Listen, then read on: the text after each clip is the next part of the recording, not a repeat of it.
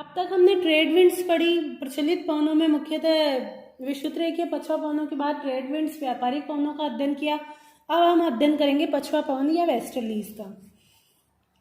उपोष्ण कटिबंधीय उच्च वायुदाब कटिबंध से उपध्रुवीय न्यून वायुदाब कटिबंध की ओर बहने वाली पवन को पछुआ पवन के नाम से जाना जाता है। तो अगर हम इसकी बात करें तो यह है ट्रॉपिकल हाई प्रेशर बेल्ट, यह है उपध्रुवीय सब पोलर लो प्रेशर बेल्ट, सब पोलर लो प्रेशर बेल्ट। ये 60 से 65 डिग्री अक्षांशों के मध्य पाई जाती है। ये 30 जो ट्रॉपिकल हाई प्रेशर बेल्ट है वो 30 से 35 डिग्री अक्षांशों के मध्य इसका विस्तार माना जाता है। तो दोनों गोलार्धों में 60 से 65 डिग्री अक्षांशों के मध्य सब पोलर लो प्रेशर बेल्ट पाई जाती है। तो अगर अपन बात करें तो पवन किधर से किधर, हाई प्रेशर से लो प्रेशर की ओर चलती है। तो यहाँ पे पवन अगर बात की जाए तो इस प्रकार से चलनी चाहिए थी, हाई प्रेशर से लो प्रेशर की ओर, हाई प्रेशर से लो प्रेशर की ओर। लेकिन फेरल के नियम के अनुसार, क्योंकि हवाओं की दिशा, पृथ्वी की घूर्णन गति के कारण हवाओं की दिशा में विक्षेपण उत्पन्न हो जाता है, जिसके कारण हवाएं उत्तरी गोलार्ध में अपनी दिशा के दाहिनी ओर और दक्षिणी गोलार्ध में अपनी दिशा के बाईं ओर मुड़ जाती है। ठीक है, जिसके कारण यहाँ पर हवाओं की दिशा कौन सी पाई जाएगी? इन पवनों को पछुआ पवन के नाम से जाना जाता है। यानी 35 डिग्री से 60 डिग्री यानी ट्रॉपिकल हाई प्रेशर बेल्ट से सब पोलर लो प्रेशर बेल्ट की ओर चलने वाली नित्यवाही पवनों को पछुआ पवन के नाम से जाना जाता है, जिनकी दिशा उत्तरी गोलार्ध में क्या हो जाएगी? अगर अपन इनकी दिशा का निर्धारण करें तो कर लो, किस प्रकार से करेंगे? इस प्रकार से 4 भागों में बांट देंगे। तो ये कौन सा हो गया? East, west, south, north. तो इनकी दिशा क्या होगी? दिशा का निर्धारण वहां से किया जाता है जहां से पवन चल रही है, तो साउथ वेस्ट। तो उत्तरी गोलार्ध में इनकी दिशा होती है दक्षिण पश्चिमी। तो उत्तरी गोलार्ध में इन्हें दक्षिणी पश्चिमी पछुआ पवनों के नाम से जाना जाता है। और दक्षिणी गोलार्ध में अगर हवाओं का निर्धारण किया जाए तो कौन सी हो जाएगी? उत्तर पश्चिमी। ठीक है, तो दक्षिणी गोलार्ध में इन्हें उत्तर पश्चिमी पछुआ पवनों के नाम से जाना जाता है। तो हवाओं की दिशा का निर्धारण तुम कर लोगे। यह पवन उत्तरी गोलार्ध में दक्षिण पश्चिम से उत्तर पूर्व की ओर, तो उत्तरी गोलार्ध की बात करें तो दक्षिण पश्चिम से उत्तर पूर्व की ओर, तो इन्हें माना जाएगा दक्षिण पश्चिमी पछुआ पवने। और दक्षिणी गोलार्ध में उत्तर पश्चिम से दक्षिण पूर्व की ओर, दक्षिणी गोलार्ध की बात करें तो अगर अपन इस तरीके से चल रही है तो ये कौन सी हो गई? उत्तर पश्चिम से दक्षिण पूर्व की ओर, तो इन्हें बोला जाएगा उत्तर पश्चिमी पछुआ पवने।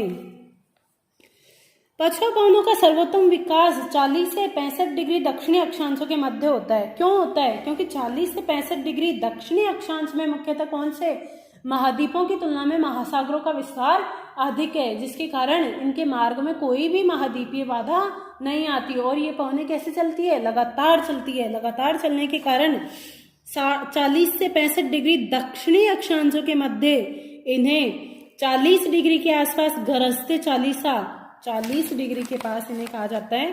जो 40 डिग्री साउथ है, 40 डिग्री दक्षिणी अक्षांश है, वहां पर इनको जाना जाता है गरजते 40। क्योंकि देखो उत्तरी गोलार्ध में अगर वेस्टर्लीज का अध्ययन किया जाए तो उत्तरी गोलार्ध में महाद्वीपीय विस्तार महासागर की तुलना में अधिक है, जिसके कारण यहाँ पर बहुत सी महाद्वीपीय बाधाओं का इन्हें सामना करना पड़ता है, जिसके कारण इनकी गति निरंतर नहीं रहती। लेकिन दक्षिणी गोलार्ध की अगर बात की जाए तो यहाँ पर महासागरीय विस्तार बहुत ज्यादा है, जिसके कारण इनके मार्ग में कोई भी बाधा, महासागरीय विस्तार होने के कारण कोई भी महाद्वीपीय बाधा इनके मार्ग में नहीं आती, जिनके कारण इनकी गति की एकरूपता जारी रहती है और ये बहुत ही तीव्र गति से चलती है, जिसके कारण 40 डिग्री दक्षिणी अक्षांश पर इन्हें गरजते 40, 50 डिग्री दक्षिणी अक्षांश के पास इन्हें क्या कहा जाता है? भयंकर 50, प्रचंड 50 या भयंकर 50। और 60 डिग्री दक्षिणी अक्षांश के पास इन्हें कहा जाता है प्रचंड या चीखते 60 के नाम से जाना जाता है। तो इसको रोरिंग 40s, फ्यूरियस 50s और क्या चीखते 60। श्रिंकिंग 60s के नाम से जाना जाता है। अगर इंग्लिश में बात की जाए तो 40 डिग्री दक्षिणी अक्षांश के पास वेस्टर्लीज को रोरिंग 40s या गरजते चालीसा के नाम से जाना जाता है। 50 डिग्री दक्षिणी अक्षांश के पास इन्हें फ्यूरियस 50s या भयंकर 50 के नाम से जाना जाता है। और 60 डिग्री दक्षिणी अक्षांश के पास इन्हें चीखते 60 या फिर श्रिंकिंग 60s के नाम से जाना जाता है। ये पवन अन्य स्थायी पवनों की तुलना में गर्म अक्षांशों से ठंडे अक्षांशों की ओर चलती है। तो क्योंकि ये कहाँ से गर्म अक्षांश इक्वेटोरियल जो क्षेत्र होंगे वो क्या होंगे, सबपोलर क्षेत्र की तुलना में गर्म होंगे, तो गर्म से ठंडे प्रदेशों की ओर ये है चलती है। ये और महाद्वीपों के पश्चिमी तटीय भागों में वर्ष भर वर्षा करती है। जहां पर ये गर्म पछुआ पवनें ध्रुवों की ओर आने वाली ठंडी पवनों से मिलती है, कहां पर मिलती है, सब पोलर लो प्रेशर बेल्ट पर। ये क्या करती है, हाई प्रेशर बेल्ट से आने वाली पवनों से यानी ठंडी ध्रुवीय पवनों से मिलती है। तो इस बेल्ट पर, सब पोलर लो प्रेशर बेल्ट पर ये क्या करती है, शीतोष्ण कटिबंधीय चक्रवात यानी वाताग्र का निर्माण करती है, जिसके कारण इन क्षेत्रों पर शीतोष्ण कटिबंधीय चक्रवातों की उत्पत्ति होती है। तो शीतोष्ण कटिबंधीय चक्रवातों की उत्पत्ति में योगदान है ये जो पछुआ पवनें हैं, क्योंकि सब पोलर लो प्रेशर बेल्ट पर पछुआ पवनें और ध्रुवीय पवनें आपस में मिलती है। तो ध्रुवीय पवनें क्योंकि इनका टेम्परेचर कम होता है और ये जो पछुआ पवनें हैं इनका टेम्परेचर क्या होता है, अधिक होता है, जिसके कारण अधिक तापांतर होता है। यानी अधिक तापमान वाली और न्यून तापमान वाली व अधिक तापमान वाली वायु राशियां जब मिलती है तो यहाँ पर किसका, फ्रंट का निर्माण होता है, वाताग्र का निर्माण होता है, जिसके कारण यहाँ पर शीतोष्ण कटिबंधीय चक्रवातों की उत्पत्ति होती है। अब हम लास्ट की बात करते हैं, लास्ट की बात करते हैं पोलर विंड्स।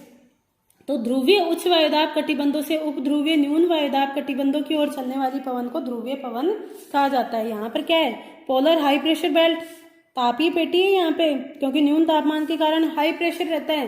तो जो पोलर हाई प्रेशर बेल्ट से लो प्रेशर, सब पोलर लो प्रेशर बेल्ट की ओर पवन चलती है, इनकी दिशा सेम व्यापारिक पवनों की दिशा में ही होती है। तो इन्हें ध्रुवीय पवनों के नाम से जाना जाता है। ये उत्तरी गोलार्ध में इनकी दिशाओं का निर्धारण करो तो सेम यही उत्तर पूर्व से दक्षिण पश्चिम की ओर, यानी इन्हें उत्तर पूर्वी ध्रुवीय पवनों के नाम से जाना जाता है उत्तरी गोलार्ध में, और दक्षिणी गोलार्ध में दक्षिण पूर्वी ध्रुवीय पवनों के नाम से जाना जाता है। बहुत कम तापमान वाले क्षेत्र से ये अधिक तापमान वाले क्षेत्र की ओर बहती है, जिसके कारण, क्योंकि ये ध्रुवों से आ रही है तो यहाँ पर टेम्परेचर बहुत ही कम है, जिसके कारण यहाँ पे शुष्कता भी पाई जाती है।